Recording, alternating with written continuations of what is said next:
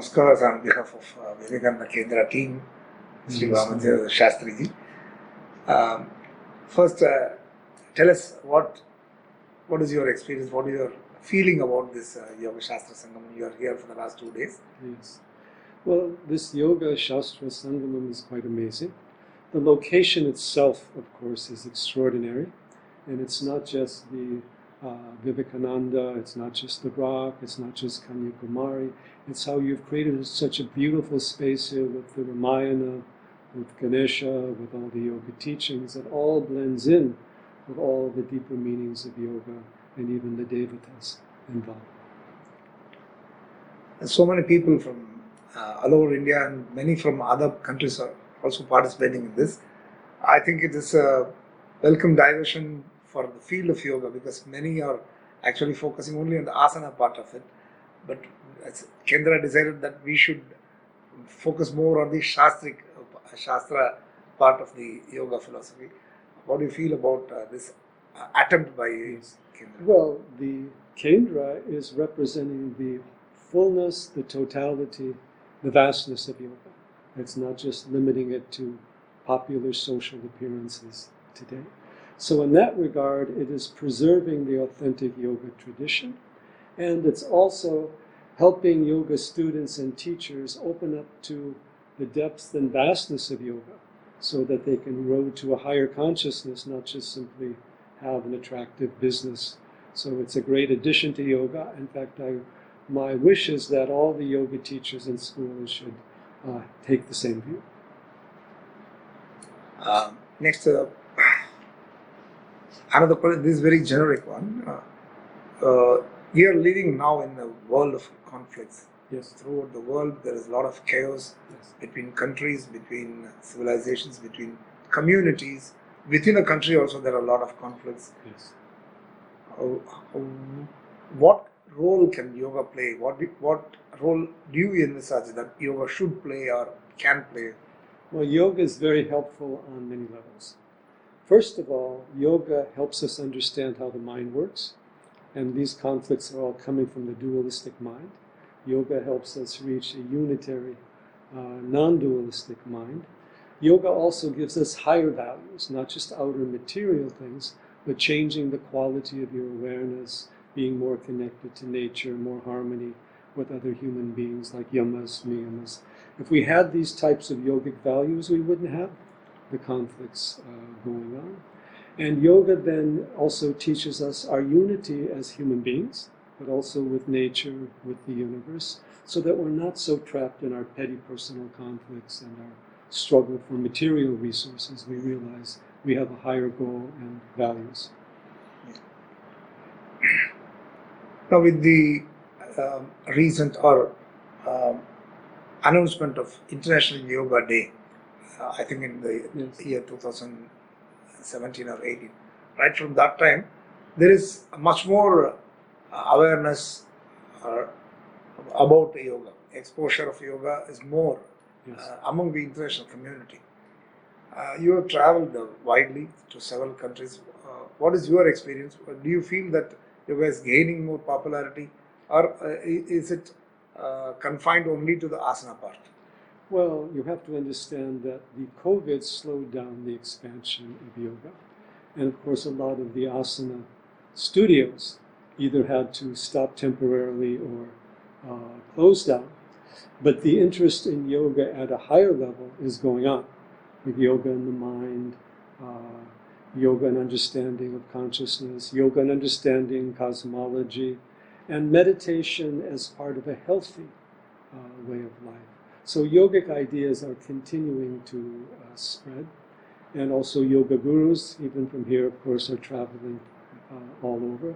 And I would say, in my travels, almost every country I've been to has some community connected to yoga, Vedas, Ayurveda, whether it's United States, whether it's Russia, whether it is Brazil. Even the Chinese have approached us at a certain point, Japan. So this influence is there, and it's already created a kind of community of its own that will continue to grow. And it's more necessary today because yoga gives us the tools to overcome conflict and also to develop a better understanding of how to deal with our technology and society today. It's very pertinent that you mentioned about the pandemic, Yes. COVID, and with every 6 months we are told about another new variant of the virus coming in. Don't you feel that the yoga, coupled with the other Indian tradition of Ayurveda, will be very useful for the international community to combat this kind of Well, you have to understand, these kind of epidemics, or whatever you want to call them, are based upon weak immunity in people. Not only physical immunity, but also psychological immunity, and people who are living out of harmony with nature, caught up in an urban life, noise, stress, all of that. So yoga teaches us how to restore our immunity, our inner strength, and it also keeps us in harmony with the forces of nature. So we say, okay, maybe you need vaccine in acute phase, but the long-term strategy, whether it's modern medicine, Ayurveda, is to restore immunity and to restore not only the immunity of individuals, but of communities and societies. For example, if we're destroying our natural environment, it's not going to help our immunity either. Yes. So it's yoga is actually the key to well-being, in which we can go beyond just simply reliance on chemicals. How do you feel that the reception for Ayurveda is in the other countries? Well, Ayurveda has also spread globally, at least as a personal practice and in certain groups. Getting it legally licensed in other countries remains difficult. Okay. It is allowed at a certain level more of wellness, but it has spread throughout gotten legality through countries close to India, including through some of the Middle Eastern countries, Thailand, etc. Europe and the United States are still a little slow. They have no trouble with yoga and Ayurveda for lifestyle, but for treating of acute diseases, of course, that's another matter. And now we have a lot of the yoga has moved in Ayurveda has moved into herbal medicine, massage, spa therapy, psychology, at those levels. So it is making its inroads, and in the future I think it will come out more. During this pandemic, we found out among the circles where we conduct our yoga classes, more than the pandemic, it is the fear of death which engulfs the entire society. Yes. We hear the news about our near and dear ones dying, or people Yes. who are nearby, our neighbors dying, and it engulfs the entire family. Yes. Everybody was in a gloom. Yes. At the time, more than anything else, it is the society needed a counseling. Yes. Do you think the yoga has a very important role in that to do? Well, I would have to say that during the COVID pandemic, the media was quite irresponsible, promoting fear, panic, and even a lot of what they were doing, they really had not proved what they were doing, and even a lot of their claims of COVID is here and COVID is there, it wasn't really verified. So Ayurveda and yoga can counter that, because in order to have a strong immunity, first thing that destroys your immunity is fear and panic. So making people panic does not help you with the health and well-being of the society. And then simple things, pranayama. You have weak immunity when your prana is low. Prana you don't have to charge for. You don't have to get a vaccine for, but you have to do your pranayama. Otherwise, if your energy is not circulating, the result will be just the same stagnation. So yoga has all the tools, but they require long-term application. See, a short-term thing, if you have an acute condition, you have to address it that way. But long-term well-being, physically, psychologically, for the individual and society, and even for the planet, yoga teaches us how to do that. There is a uh, attempt to de-link yoga from what we can say the spiritual practices or Hinduism in India. Yes. But in West, it is contrary. They say yoga, there that movement is different. Here they say you don't practice. Here many people from other faiths are stopped from doing yoga, Yes. saying that it is Hindu religious practice. Yes. But in the other countries, especially the West, they say it has nothing to do with Hinduism. How do you find this? Well, all these things are changing. One thing you have to remember is we have this very large India and Hindu diaspora. For example, this Swami Narayan group has built the largest Hindu temple outside of India, I think, except for Angkor Wat, over 200 feet tall, in a prime part of the United States. So obviously, and who's there in the front? Swami Narayan doing yoga poses. So they have to see what is the connections that are there. And what we say is very simple, is that yoga is an integral part of Hinduism, Sanatana Dharma. But even the Sanatana Dharma is relevant to everyone, like meditation and so forth. You may not need to be a Hindu to practice yoga, but if you find value in yoga, you should at least respect the Hindus for bringing that out and sharing it with the world. Now, in your talk, you were mentioning that you have to, the yoga has its root in Veda. You have to bring it back to its Vedic roots. There are so many attempts, even within India, to Yes. de-link it from the Vedic roots only. That is especially happening in down south. Yes. And throughout India also that attempt is there. Yes. So that it will be appealing to all communities. Yes. So how do you feel about this? Well, first of all, what do they mean by yoga? See, they've reduced yoga to asana. And that, of course, is against the tradition of yoga, whether it's Yoga Sutras, Bhagavad Gita, Vedas, Yoga Shastra.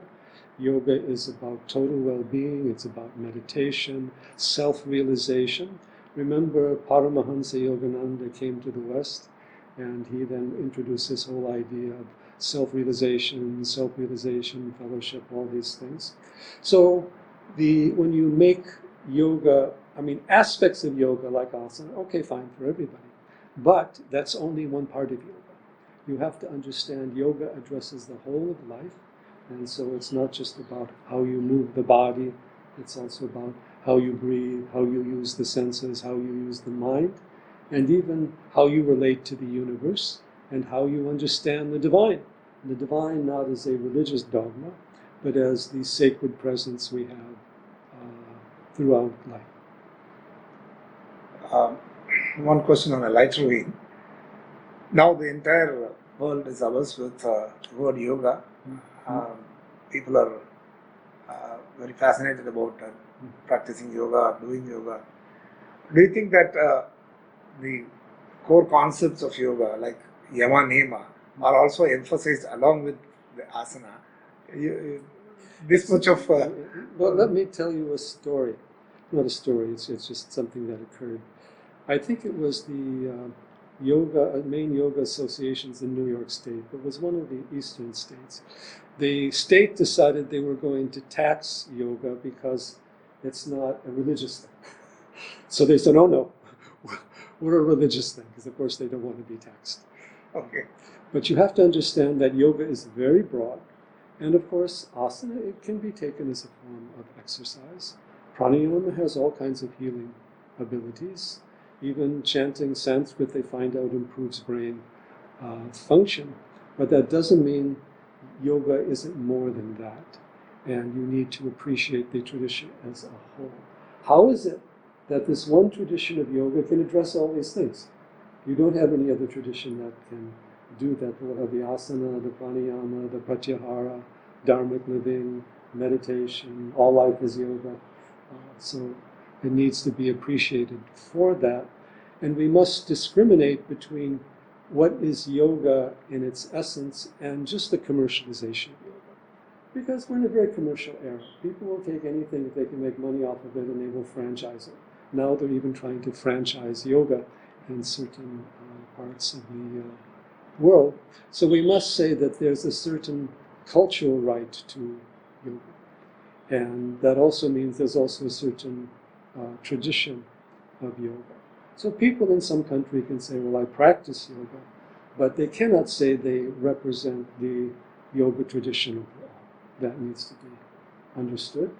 And it also needs to be understood the different levels and layers of yoga. Even in India now you can recognize PhD in yoga. You can recognize all these levels of yoga training, but you don't have that in the Western world so much, because it's basically they have 200-hour, 500-hour yoga teachers training.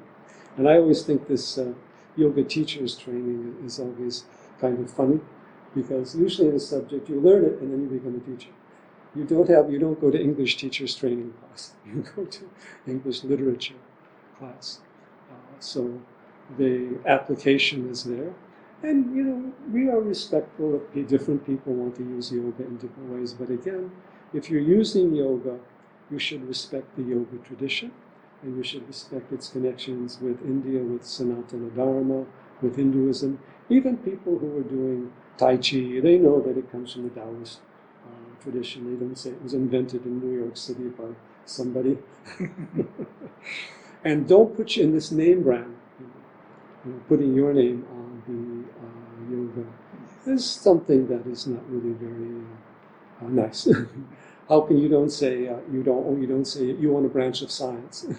You don't say that you want a branch of medicine. It's my surgical tradition. So I think there has to be greater respect. But again, people in the West, they're a bit suspicious of things outside their culture, and so there's a tendency to want to make it acceptable, but we also have to preserve an authentic teaching or tradition. You can't change a medicine to make it more acceptable to people who want to take certain medicines. And yoga has tremendous adaptability. Other groups don't have that. So we say that we should honor the yoga tradition, background, and the yoga teachings overall. Okay, you're an asana teacher, fine, you're an asana teacher. But to say you're a yoga teacher, that's another matter. That needs to be understood in the broader context. One more thing, you have traveled widely. Have you found anything which is similar to the yoga philosophy in other native religions or the pagan civilizations? Yes. This is very interesting. We do have, of course, a lot of connection between yoga and Buddhism in terms of even chakras and pranayama and mantras. You also have the Taoist yoga coming out of China. That's also very sophisticated, using pranayama and other type of meditational practices. And in the native traditions we have throughout the planet, you have a lot of this nature-based teachings, including chanting, drumming, music, fasting, vision quest. I like to call this experiential spirituality. Yoga is experiential spirituality at an individual level. It's not you get a formula, ABC, 10 Commandments, 12 this, and that's what you do. It's not a matter of belief, but how you live. So if you look at mystical teachers throughout history, there was some similar ideas of unity, but in India, there was a total openness of worship. And when you had religions based upon conversion, then they rejected anybody who had a different type of belief.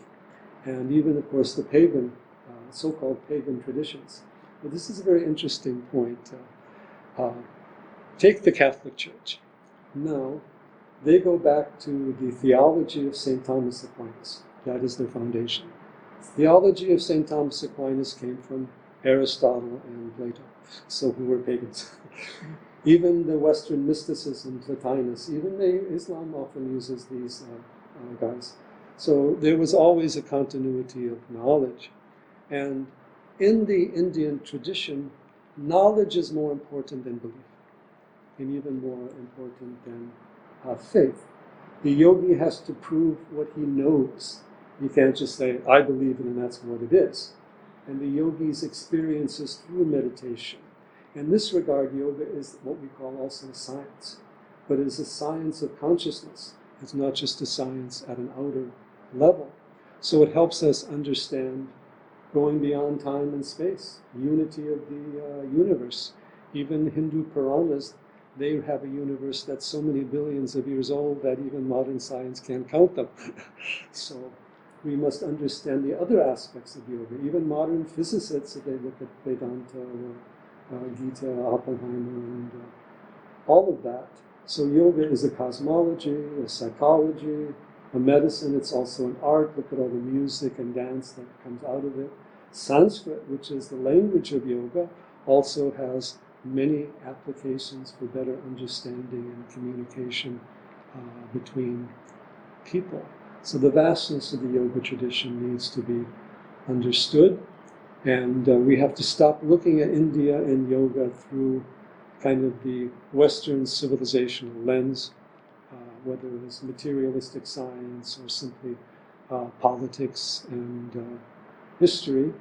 In fact, the yoga tradition teaches us there's many worlds, many lokas, many different types of living beings, physical, mental, transcendent.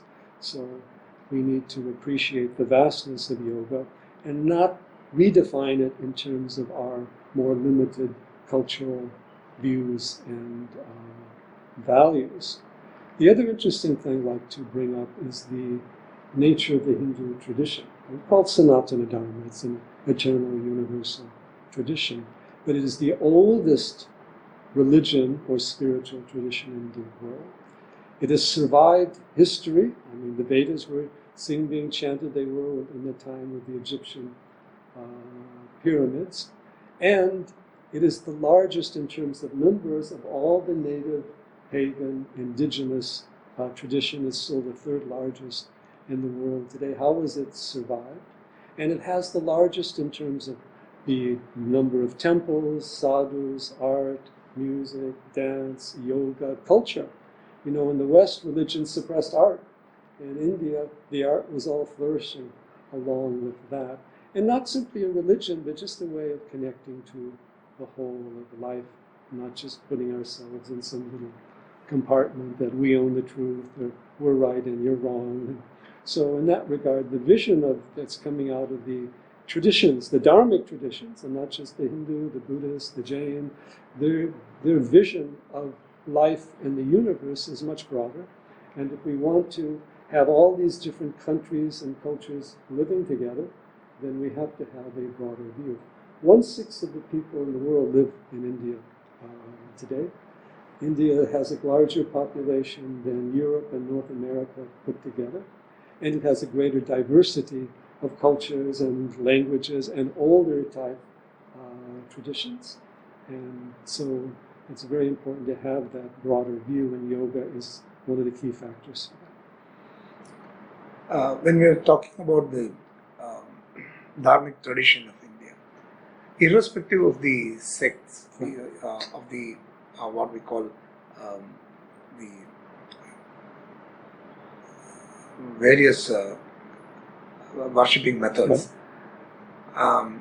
irrespective of the class of people, whether they are urbanites or living in villages or Janjatis, whom we call as tribes, the reverence to nature is common among all. It is something which is prevalent in all types of worship which is here in India. We worship rivers, mountains, everything is sacred for us. Yes. You have traveled throughout the world. Have you found this similar kind of thing in any of the pagan Well, you might say, all the indigenous people live in nature. So they all see nature as sacred. And they have to know many things. For example, if you're gathering your food, you have to know what all the plants are. You can't just get it from a store. So any tradition that's living close to nature will have similar ideas that way. And a lot of the ancient traditions, whether in Mexico, Peru, Egypt, have those things, so-called pagan traditions.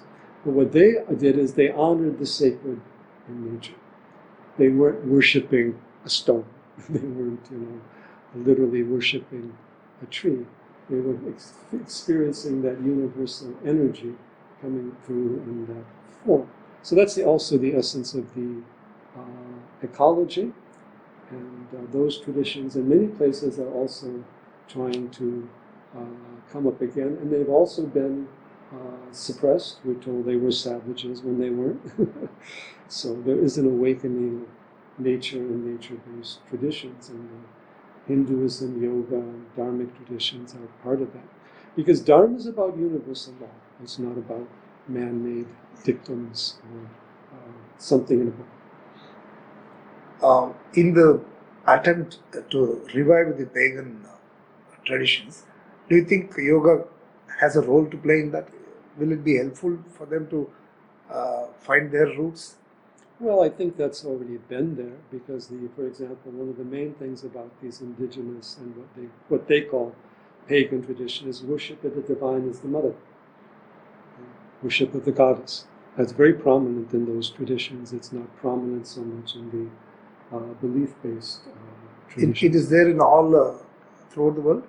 Pretty much, yeah, because of the recognition, and also they have deities like Lakshmi and deities that are giving food, that are giving abundance.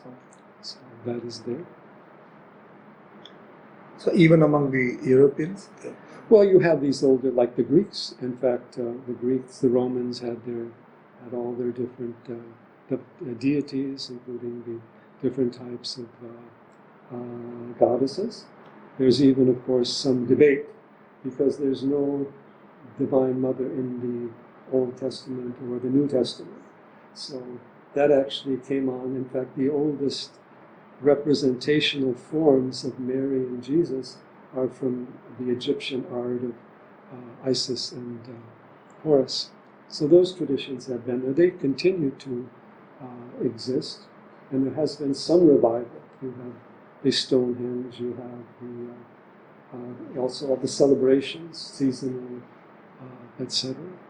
So those are coming up to some degree, and generally Europe is moving away from religion altogether. And in fact, in all of our travels through Europe, which were quite a few, the most religious country in terms of people going to churches and having ceremonies and celebrations was Russia.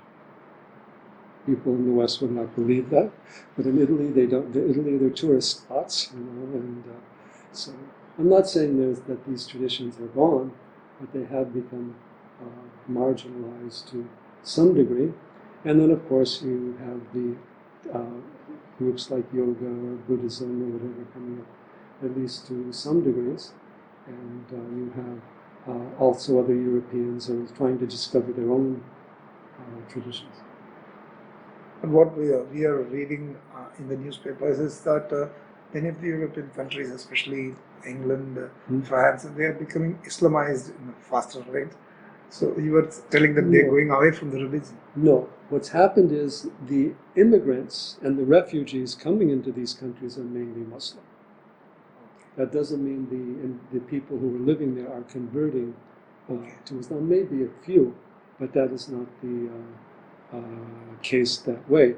But since the European population is going down, the percentage of these refugee populations is going higher, and so they will have more political and social power.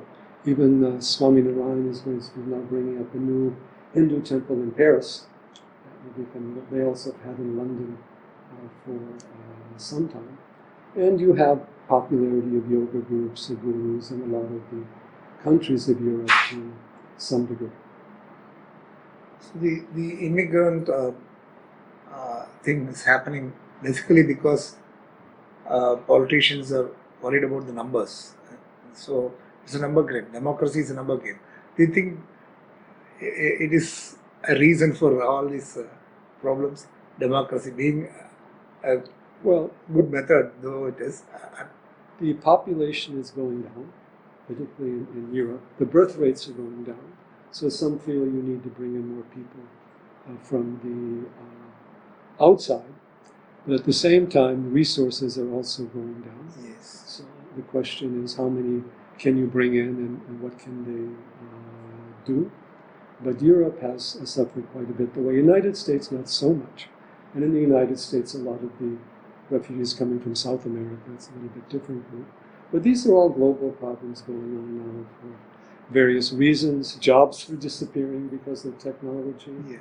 And they said, oh, we'll bring in more people to do more of these jobs, and now those jobs aren't there, or they don't want to do them. So we're in a very difficult time for society, because the technology is going faster than the human mind to adjust to it. And conflicts are coming up because the problem is new technology, of course, has benefits, but any technology can be weaponized. So we're weaponizing the media.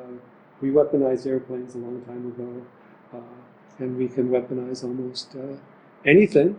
And now the battle is, well, let's get a better drone, let's get a better robot, let's get So human beings have to move away from that mentality of war. Coming back to the yoga, you have read a lot about the yogic traditions and also about Ayurveda and then about Jyotisha also. Right. Have you found any commonality between these three fields? Well, all the Vedic sciences have commonalities, whether it's the 5 elements, whether it's the 3 gunas, and understanding the qualities and forces of Prakriti. They have many ways of doing that. Ayurveda is really the yogic system of healing. There's no yogic system of healing apart from Ayurveda. And when yoga texts talk about health, disease, they use Ayurvedic terms, Agni and so forth, doshas and so forth. So that is there. And then we have to understand that, again, these systems are broad. For example, Ayurveda has always included the psychological factor. It wasn't just about the body. And Ayurveda teaches that anything in nature can be used for health or disease depending upon how we apply it. Ayurveda did not reject the use of chemicals, but it said chemicals have certain limitations as to what they can do. And Jyotish, that teaches us that there is a karmic connection to everything that happens in life and in the universe. There are certain laws in operation. For example, you can even see we have timing of seasons and other things, different times of the day, different months of the year. I'll give you an example here. You know the Western calendar, January, totally unscientific. You know, it's based upon the Roman gods, the Roman emperors. So you have one Roman emperor has to have another, if you have to have some extra days, so another month had to have. So there's nothing scientific about it. Now the Indian Panchanga, for what is happening on a daily basis, will consider where the moon is located in the constellations, nakshatra, the phase of the moon, the day of the week, sun-moon relationships, movements of planets. It's much more, we're considering what is actually going on in the sky. So in the treatment in Ayurveda and Yoga, they say there are 3-pronged approaches, Mani, Mantra, Aushada. Yes, the 3 levels of Ayurvedic healing. The first level, of course, is managing doshas, and it's essentially based upon diet and herbs, but also related lifestyle, exercise, massage, and there are methodologies of teaching, of practice that are targeting diseases, others for improving longevity, rejuvenation. So it's a much broader based view of medicine than what we normally have. And it is not just technical medicine for someone who has a disease, but principles of right living. What is the appropriate diet? What is the appropriate behavior? And all of that. Then for the psychological level, the Ayurvedic treatment is yoga. But yoga in the sense of the mind.